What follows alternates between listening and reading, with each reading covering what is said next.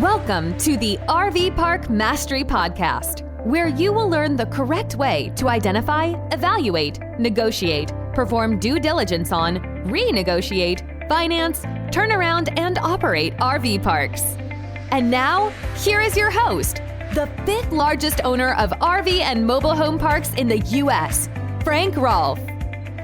There are basically two types of RV parks: overnighter parks and destination.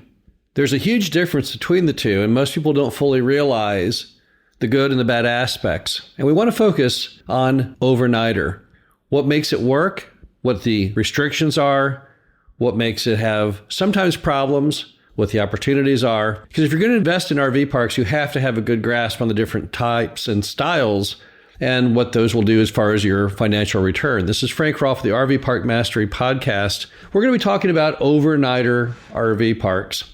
Now, what is an overnighter RV park? Well, it's kind of like a parking lot, because that really is what it effectively is. So when someone has an RV out on the road and they're going from point A to point B, and they can't get there in one day's drive, they have to stop because it's becoming nighttime, they're getting tired of driving, and they want to pull off the road.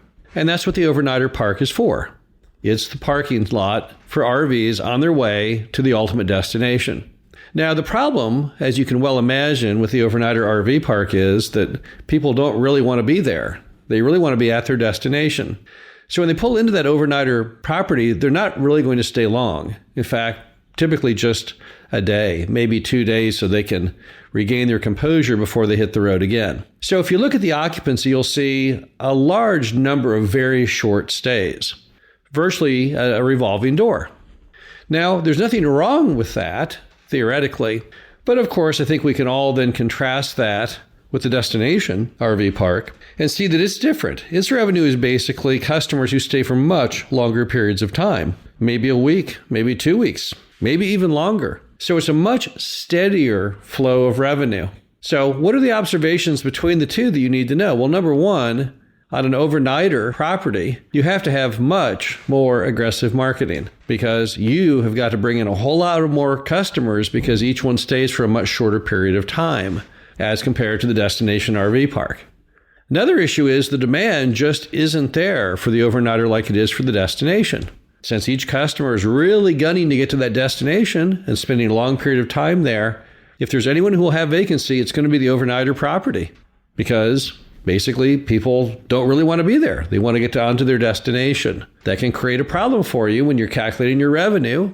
You have your monthly bills to pay, your mortgage, and it's a little scarier when customers are just passing through there for a night or two and then off they go again. Will you have, by the end of the month, the revenue you hope to have to hit all of your budgets? Now, the long-term potential is clearly better for the destination, because, as we all know, destination RV parks are filling up to nearly full capacity.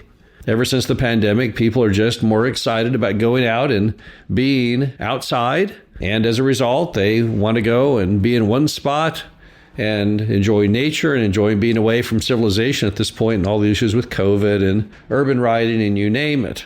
So in many areas of America right now, getting a spot in a destination RV park is extremely difficult. Meanwhile, the overnighter may have lots of vacancies. So clearly, from a strictly revenue ability, the ability to generate the largest amount of rent is definitely in the favor of the destination RV park. So can you even buy an overnighter? How would that even work? Well, let's examine that for a moment. You'll always have a need for the overnighter RV park because many destinations require those who own RVs to go long distances to get there.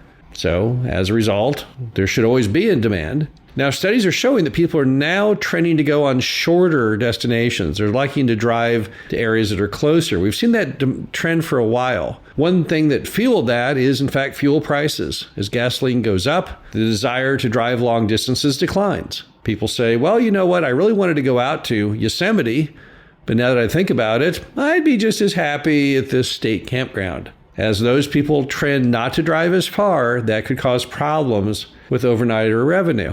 However, at the same time, you've got more people buying RVs than ever before. The number of Americans who have RVs has never been this high. So you've got more people on the road who will need to stop over at those overnighter properties.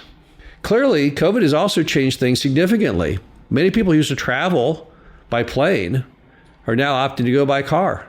Many of your overnighter properties are trying to supplement the revenue by having such items as park models, where they can rent by the night to customers going down the road. The bottom line is there's no reason why you can't buy an overnighter RV park, but you have to be very careful in doing so.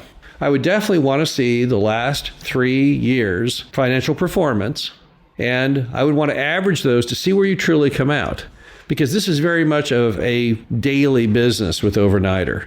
Now, in a destination, you can go out and you can see that everything is basically full, and you can say, well, my occupancy here would be very, very high. But an overnighter is kind of like going to a restaurant.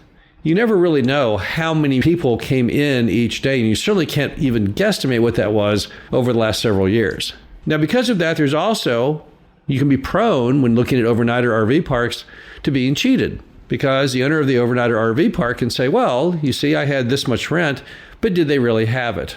It's very important in the overnighter RV park to come up with a byproduct of human existence. Typically, that's electricity.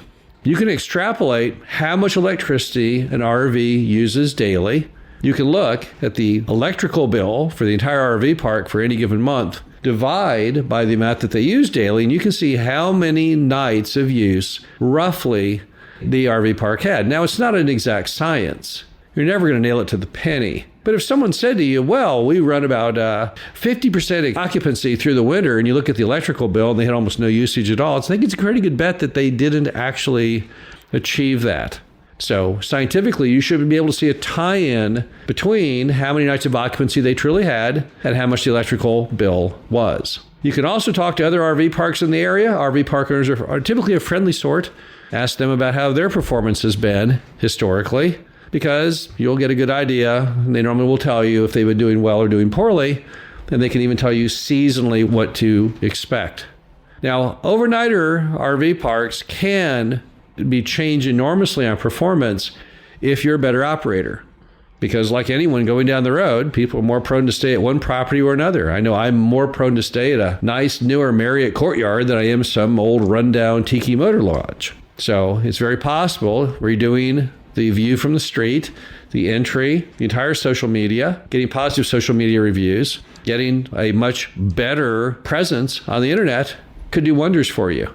If you could buy an overnighter park that's being very, very poorly managed and turn it around, you probably would have even a greater chance of raising revenue than you would with a destination RV park, which is already basically full. So there's still opportunities in the overnighter section, but you just have to be careful on what you're doing. It's much riskier. I think we would all agree with that. And also don't forget that when you have risk, you must have better reward. The cap rate of an overnighter RV park, as a result, must be higher based on price than that of the destination, simply because it is a much riskier investment. The bottom line is that an overnighter RV park can very well meet your objectives as an investment. It can have a good rate of return. You just have to be careful in what you're doing. It's a very, very different animal than the destination. But that's not to say it's a bad animal. People have made lots of money with overnighter properties historically. There's no reason why that trend cannot continue. But once again, in today's economy, today's world, you just have to be a very, very careful shopper. Make sure you understand exactly what you are buying. Make sure you vet everything. Don't forget Ronald Reagan's famous trust but verify. Be sure you verify all of the operating results. And if you do so, and the numbers work, and you buy it at a good price, there's no reason that you can't do well with an overnighter RV park. This is Frank Rolfe for the RV Park Mastery Podcast. Hope you enjoyed this. Talk to you again soon. Thank you for listening to the RV Park Mastery Podcast. Be sure to visit us at www.rvparkmastery.com, where you can learn the correct way to identify, evaluate, negotiate, perform due diligence on, renegotiate, finance, turn around, and operate in RV parks.